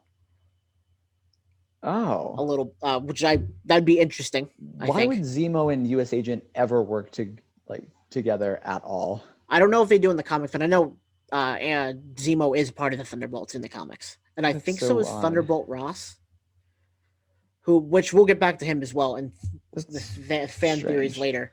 Yeah. Let's just get on with this episode. Yeah, I know. Anyway, so she talks to him, says She says that the shield's not really U.S. government property anyway. It's kind of a legal gray area, and then she walks away after giving his wife a blank card. It was a card God. that I think was supposed to have her phone number on it, right? Yeah, but it was blank. I think she just gave it to her to distract her. Okay, interesting. What happened next? Did they go to the? No, they went. Okay, so then Sam went to Isaiah Bradley, I believe. I think that's the next thing that happened. Oh yeah, In and I did like Baltimore. that scene. I absolutely That's a love the very character heavy of scene Isaiah. Yeah. for because I follow this creator who is black on TikTok, and he when he went through it, he did cry because it's a very heavy scene. We're talking about the differences between the way black people are treated in the U.S. and white people are treated in the U.S. And you could see the contrast between this and what happened to Isaiah Bradley and what happened to John Walker after he killed someone, as opposed to Isaiah Bradley saving people, and what happened to them. It's one of the things where it's like the tones in a lot of this series seem like almost like incompatible. And I get one of the points of having that whole conversation with like Isaiah and Sam, like it's like they are two different people, like who believe like different things. Mm-hmm. But it just seemed so like it's like Sam and Isaiah seem to live in two completely like different worlds. Mm-hmm. like altogether. It's like Sam's whole making this like lighthearted, fun character or whatever, Mm-hmm. putting him in these serious situations. Mm-hmm. It just doesn't seem to to match for me here, because like fair. Sam is kind of on this super just like sci-fi fantasy type thing where it's like the world can just be whatever, and like Isaiah is like in like the realistic part of like, here's how the world is, here's how it treats, it's like super powered people who are like this. But like Sam, we have no reason to believe he's ever experienced anything like that, even though like in the real world he would have, in the world that Isaiah lives in, he like would have. So it's one of the things where it's like I wish they had more like the stuff with like Isaiah and all that, because all that's like super impactful and important. I watch that scene and I'm like this is real. Like it's like oh my god. But it's like you have like Sam who's going off, and like 2 or 3 scenes later he's saying basically the exact opposite, which is like, it's one of the things where it's like, I know this is like what the show is trying to do, but like the way they're doing just seems kind of unbalanced. That's fair. That's a fair way to that's fair. I think going off that, I think they're trying to add a little bit more depth to Sam as well, but also kind of breaking it later. I think that's kind of a little bit what you're saying, but no, you're right. And believe it or not, I feel like this episode felt more like the most like Marvel so far, because the other ones have just kind of had action and some character development. This one had a lot of comedy in it. More than I think the other episodes have, but also hit the serious tones well as well. We're not going to talk too long about this because, quite frankly, I don't think either of us are qualified enough to do so. But that the scene with Isaiah Bradley was very impactful, or very powerful. And I think at this point, if you're denying the themes of racism in this show, you're probably you're the one reaching at this point. That's a heavy theme in the show. We've seen that from episode 1, though. Episode 2. But so I believe after that he goes back home, right? Yeah, and they start working on like the boat. He like calls all the neighbors or whatever. They all come to work on the boat. Then because they owe their parents a favor, right? Yeah. And then the Brenner soldier shows up as well. Oh, we forgot about that part. The part with Zemo. Was that before or was that after? That was after, because remember he had a favor with the Wakandans and he asked them before they brought Zemo to the raft. That's how he got the suit. So So you're right. Zemo goes back to Sokovia. Yeah. He goes back to Sokovia and he's at the memorial. Yeah, and that's where Bucky finds him. And this is the first we've seen him since he left in like episode 4. Yeah. Yeah. And so we find him there, and so Bucky he finds Zemo, and basically he just talks to Zemo for a little bit about Sokovia and then what has happened so far. And then basically it was just a trap because he was with the Dora Milaje, and so then they come and they arrest Zemo. The scene before that, where the White Wolf, he pulls out the gun and like he's that was cool. There, and then he fires it, but it's not loaded. And he does the thing with where he's holding the bolts and he drops all of them out of his hand. That was cool. I really liked the visuals of that scene, but it almost looked like it was filmed exclusively for the advertisement because I remember so strongly that clip being used in the advertisements, and it almost makes more sense in the ads than it did in the actual scene. That's fair. It really strikes me as like they filmed it for it being a cool visual for them to cram into the ad. I wish there was more of an importance around that. Because also it's like right after that, I'm like, why? And like you mentioned, you may have an answer, an explanation for this. Probably. Why did Baron Zemo just let himself get taken away? Oh, here? I don't know. That part I don't know. Oh, okay.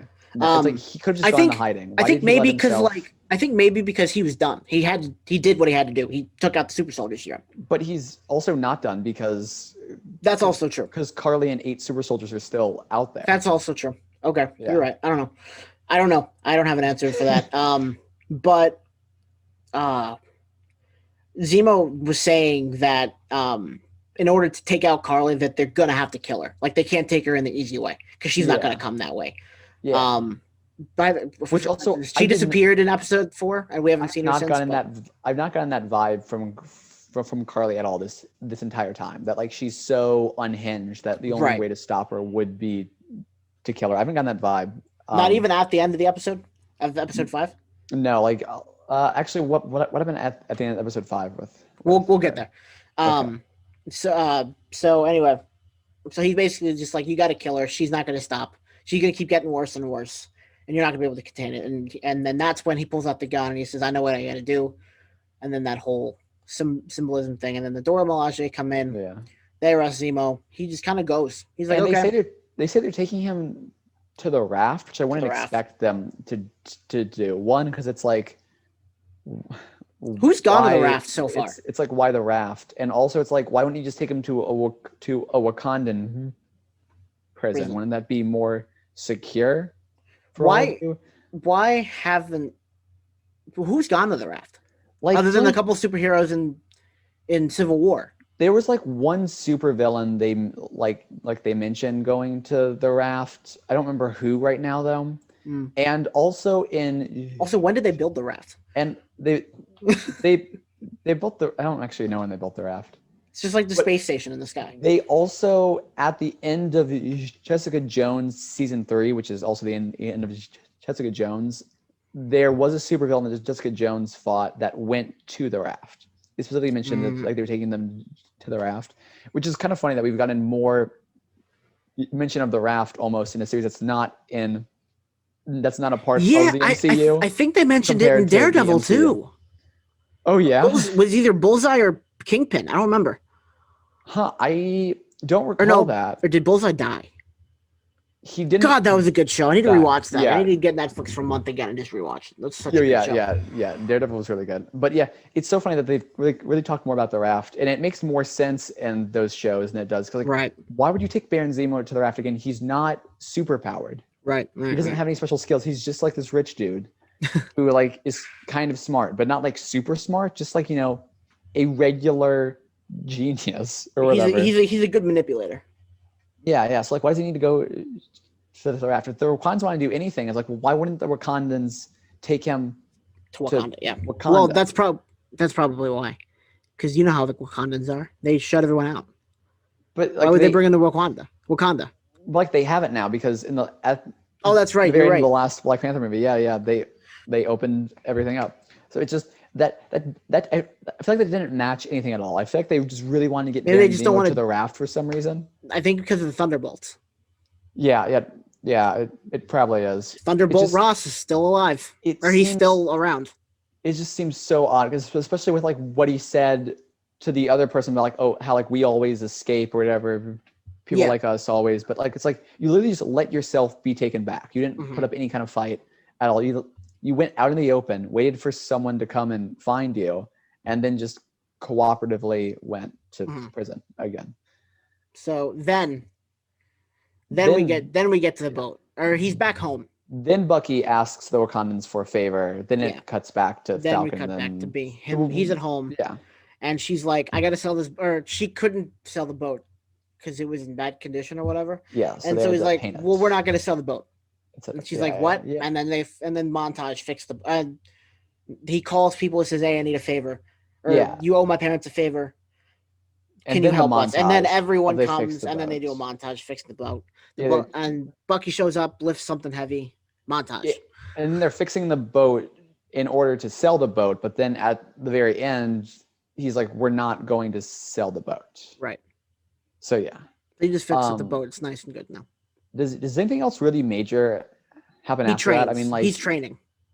Yeah. Like, he doesn't the shield. They discussed some things about. No, he was training before he went back, right? Or is it both times? So no. So before, like, I think it was like some point they like were just throwing the shield around because they tied like things to the trees. They're talking about like what the shield meant because it has a complicated history now because it had Steve, but then it had John Walker killing someone. So now it has complicated history, and then they basically both come to terms, or no, he helps Bucky comes to term with he doesn't need someone to tell him who he is anymore. Yeah, and then Sam comes to terms with I can be Captain America. I am who needs to be Captain America. And something that was pointed out to me was that before they finished the boat, when Bucky woke up on the couch, he woke up on the couch because in episode 1 he was laying on the floor because it's hard for soldiers to come back and then sleep on their own beds. Ooh, okay. So he's kind of slowly growing out of who he was, which is really cool. And then I think he helps a little bit more, and then he leaves. Says, if you find any leads on Carly, let me know. He's like, all right, and then he leaves. And then Sam does the training montage. Yeah. And then also, Bucky, he gave Sam the box from the Wakandans, which he has not opened yet. Mysterious box, yeah. Well, he hasn't opened it yet up in this episode. Mm-hmm. He does open it up at the very end of the episode. That is the very end of the episode. And then they're just like, "Hey, guess what? Tune in next week." Yep. But anyway, so then it does the training thing. We get a quick clip of Agent 13. Now I can't remember her name. I corrected you earlier, but I can't remember it now. Not Lauren. Sharon. I knew of Sharon calling someone after the training montage, or maybe during the training montage. I don't know. It was after, I think, or maybe it was before. Actually, I don't know. Who knows? At some point. I feel like her role in episode 3 like made sense. Every other time she's been kind of included in an episode, it kind of feels like they're just including her because her contract says she's in however many episods. I just feel like short. She's in forced. For like 5 seconds, right? Yeah. And then that's it. Yeah. Like on the phone, probably. Yeah. It felt so odd. I was like, you couldn't do anything else with her character here. It's like, but anyway, she's on the phone. She's speaking in French, or the guy's speaking in French, or. So basically that happens, and then we go to Carly, who I think this is the first time we see her in the episode, and she's like waiting in a park, and she meets up with Batroc the Leaper, and now people are saying that he was the guy from the first episode, right? Yes, and also early second Captain America movie. Yeah, the Winter Soldier. That's who the show is about. How could I not remember that? Anyway, and so basically he brings her weapons, and I guess something's gonna go down in New York. Yeah, and then she taps the app, and everyone around them gets up and starts walking towards them. And then shit's gonna go down. Yep. And Torres tells Bucky, Torres tells Sam. He's like, "Hey, get to New York. I think they might be in New York because something's about to go down." And he's like, "All right, I'll be there." And so he goes to open the chest, and cutscene. Yeah. Oh, and actually, there is something that starts to happen in New York, right? Where there's like the people around like around the table or whatever they were talking about, like. Oh yeah, the power meeting goes out. The meeting, yeah, right? The power goes out. You're right. But then we don't see what happens with all that, right? No, I think it's just part of that, the whole plan. Yeah. So then he opens the box and then it ends like right there, and I was like, oh, but and then there's a mid-credit scene. yeah, but the whole pacing of that episode felt so off. Like It was weird. It was a good episode. Like yeah, it was like 15 minutes before it ended. I was like, why is it still going on? And then I was like, we've been here for like an hour and a half, and it did end. I was like, why did it end there? Because we've been watching for like half an hour. Just the whole pacing the whole time just felt it was a little weird. Weird. But then the mid credit scene or post credit scene. So John Walker is apparently healed in a day and is now forging. Yes. A new shield. He's making a new shield, which I don't think really makes sense to me because it's not made of vibranium, right? He's just making it out of like steel, metal stuff. And I don't think in the comics, I don't think his shield is vibranium either. Yeah, but like it just seems kind of weird because it's like, what's that? Does he know it's made of vibranium? What's it really the real one gonna do? Like probably. I feel like he would have learned all about maybe everything. Whatever. But it just kind of felt odd. It was like, what's that about to do for you, man? I mean, you're like, I think he just wants to like a super soldier.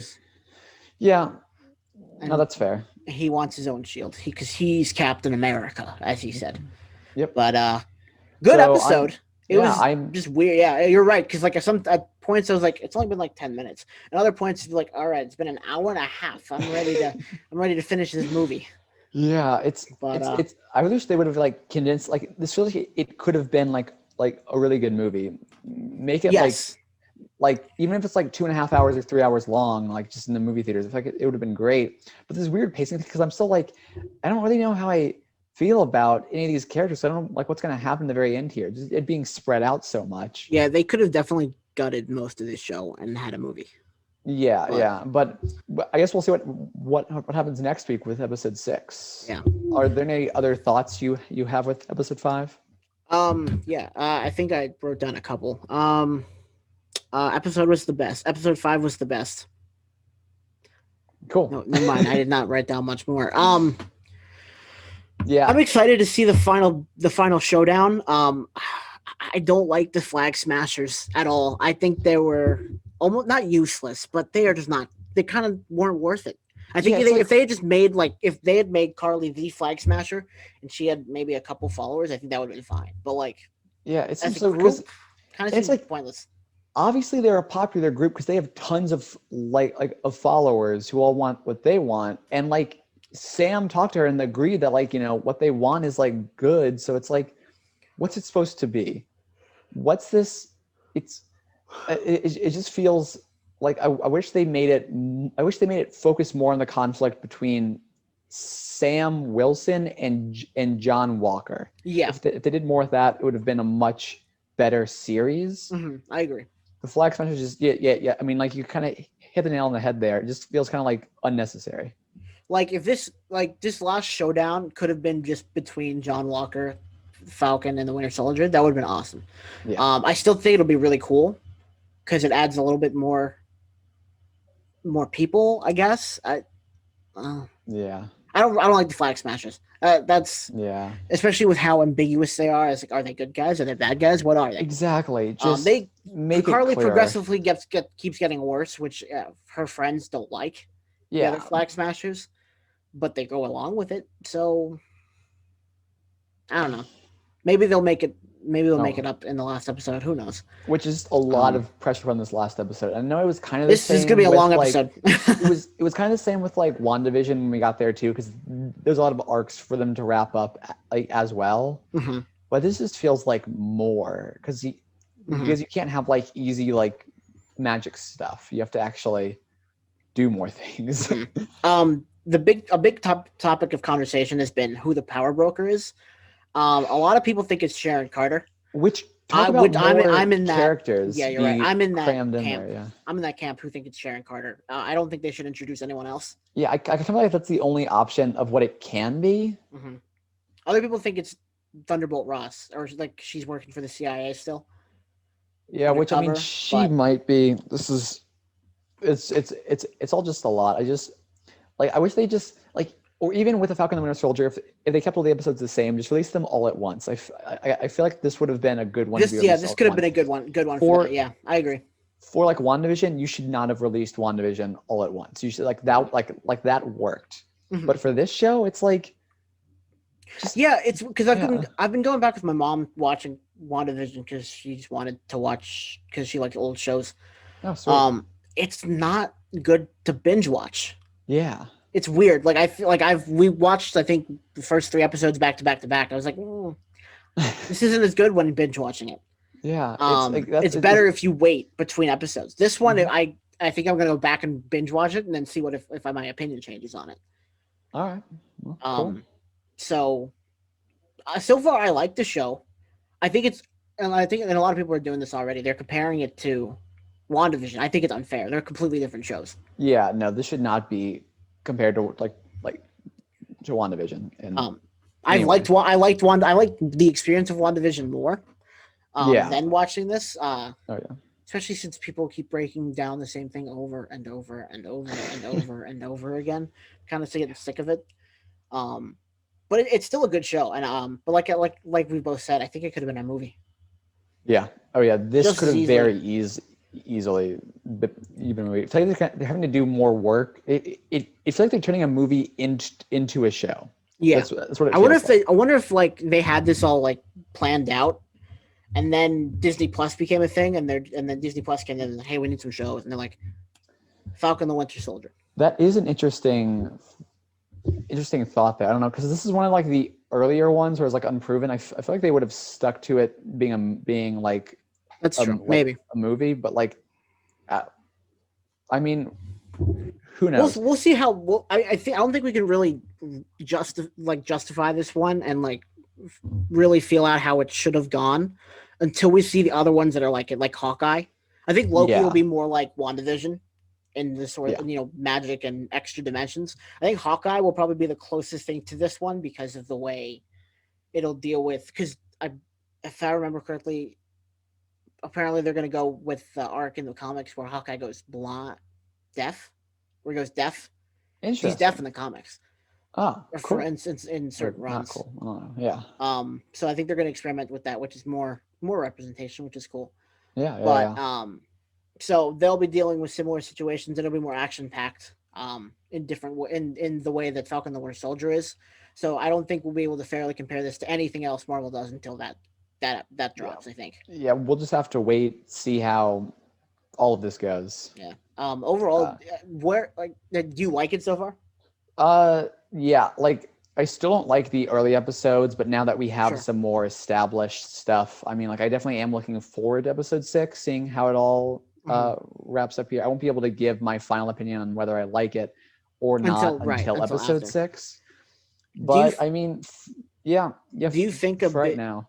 Sorry. Do you think a binge or like a rewatch through where you're watching it more consecutively would make it better or no? Like more of a movie style watch?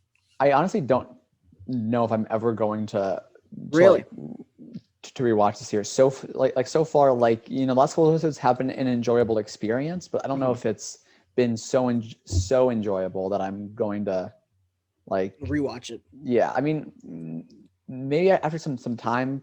No, passes. Yeah, not immediately. Yeah.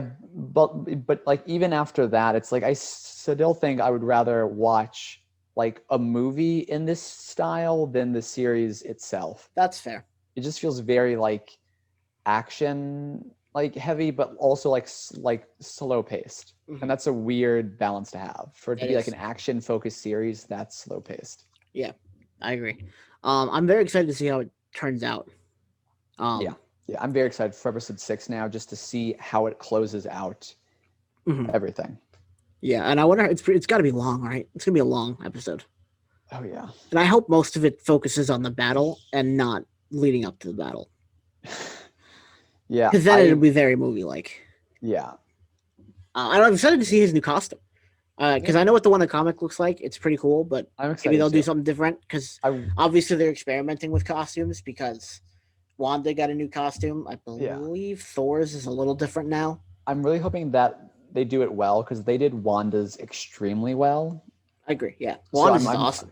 I'm hoping that they do the Falcon's costume good, like well, and that he comes back in some movies, so we get to see. Because like, I don't want the movie to like end or not the movie. I don't want the show to end with like him finally being Captain America at the very end of the movie. I want him to accept the mantle like super early on next episode, so we can see him fight, fully embracing that he is Captain like publicly America. Publicly accepted. You mean okay? Because he's accepted it at this point. He's accepted he's Captain America, but he's not publicly done it. Gotcha. Yeah, exactly. Like just he's like this like internal thing, but it's like I want him to like be Captain America. Like it's like in with like more of a spotlight on him here, because like if not, then I'll just be like, oh, he did like one thing. It's like, are we gonna see more of him or not? Who knows? Mm-hmm. Right, I gotcha. So I think that about wraps up everything. Cool. We'll let you guys know if we do this one. This has been a long episode here. Yeah, it has. I mean, they all are, aren't they? Yeah, that's fair. We'll let you guys know if we do one next week or if we do one in 2 weeks. Next week is the end of the Falcon and Winter Soldier, and that would get us back on our regular schedule. But doing one in 2 weeks, we could review Falcon and the Winter Soldier and preview Bad Batch. Because that's coming in. We have a week break again, and then we go right into Bad Batch because there's no Marvel for a while. So we'll go right into Bad Batch. And I think after Bad Batch is over, we'll probably go right into Black Widow. So cool. There's a lot. It doesn't stop here at the ship roasting. We just keep watching TV. Yeah. Well, until next week / 2 weeks from now, that is Wally, and I'm still not Brennan, and we will subscribe. Yeah, subscribe. Absolutely. You know the handles. Peace out. Yes. Peace.